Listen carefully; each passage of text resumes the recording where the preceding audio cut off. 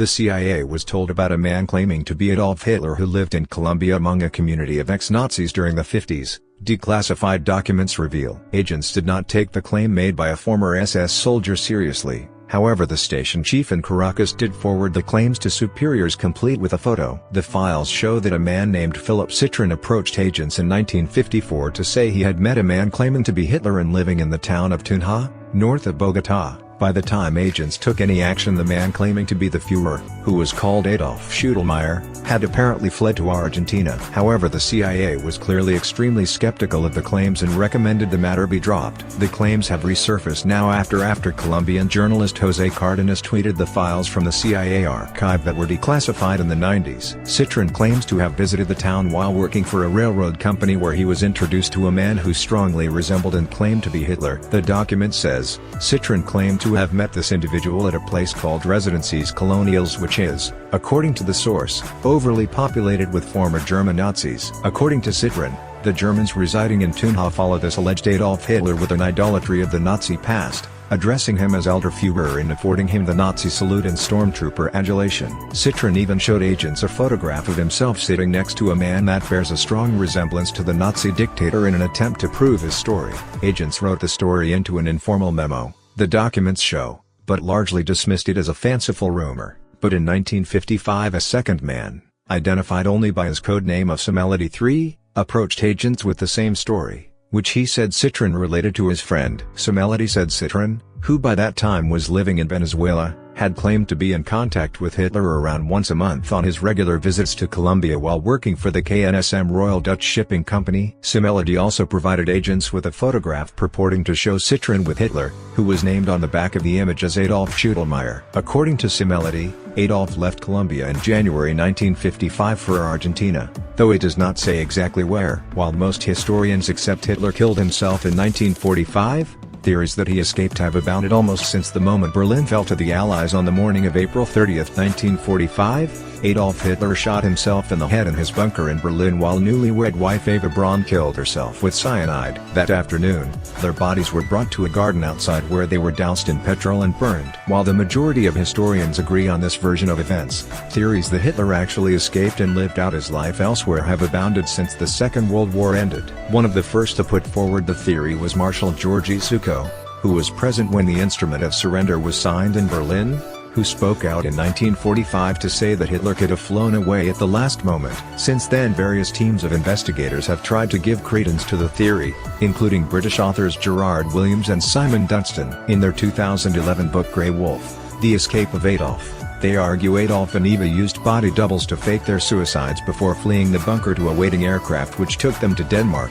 From there the pair returned to Germany before ending up in Spain, where fascist dictator General Franco loaded them on a plane to the Canary Islands. AGerman U-Boat then took them to Argentina, where the historians claim couple had 2 children before Hitler died in 1962 of natural causes. Another writer, Argentinian Abel Basti, also claimed the pair escaped to Argentina via Spain and a submarine moored in the Canary Islands. However, Basti believes Hitler died in South America in 1971 and was buried in a secret bunker in the city of Asunción, underneath what is now a hotel. Former CIA operative Bob Baer and Tim Kennedy, a U.S. Special Forces sergeant who was involved in the capture of al-Qaeda leaders Osama bin Laden and Abu al-Zarqawi, took on the subject for the History Channel earlier this year. One document they uncovered from British intelligence claims Hitler was flown out of the German capital by Luftwaffe pilot Captain Peter Baumgart the day before he purportedly took his own life. The pair also found evidence of a previously unknown, 5th exit from the bunker, which led to an area large enough for a makeshift runway. Another document reveals an SS officer claiming to have seen Hitler in Denmark, shortly before changing planes to his final destination. Meanwhile, in Argentina, evidence surfaced of a military-style compound where Hitler may have stayed after his arrival. The Fuhrer had plans for a Fourth Reich centered in the South American country, according to Baer. After speaking with Semelody, agents decided to write the information into a formal report which was sent to their superiors as of possible interest. However, the report was accompanied by another letter which says, "It is felt that enormous efforts could be expended on this matter with remote possibilities of establishing anything concrete. Therefore, we suggest that this matter be dropped." Thousands of Nazis are believed to have fled to South America after the collapse of the Third Reich, including Joseph Mengele, Auschwitz's Angel of Death, and Adolf Eichmann, the architect of the Holocaust. The routes they took became known as rat lines. which generally led to either Spain or Italy, where fascist sympathizers were able to smuggle them to South America. Paraguay, Colombia, Brazil, Uruguay, Mexico, Guatemala, Chile, Ecuador and Bolivia are known to have housed former members of Hitler's regime. However, Argentina is the best-known destination for former Nazis, as President Juan Perón was a known sympathizer of Hitler and actively sought to rescue members of his regime from Europe. In the Alpine-themed town of Bariloche, Argentina, they even felt secure enough to recreate Hitler's holiday home of Berchtesgaden. The home, along with plentiful Nazi artifacts uncovered there over the years, has led many to believe that Hitler himself visited, though nobody has provided proof. Once in South America, the Nazis were provided with blank identity documents that allowed them to assume new lives,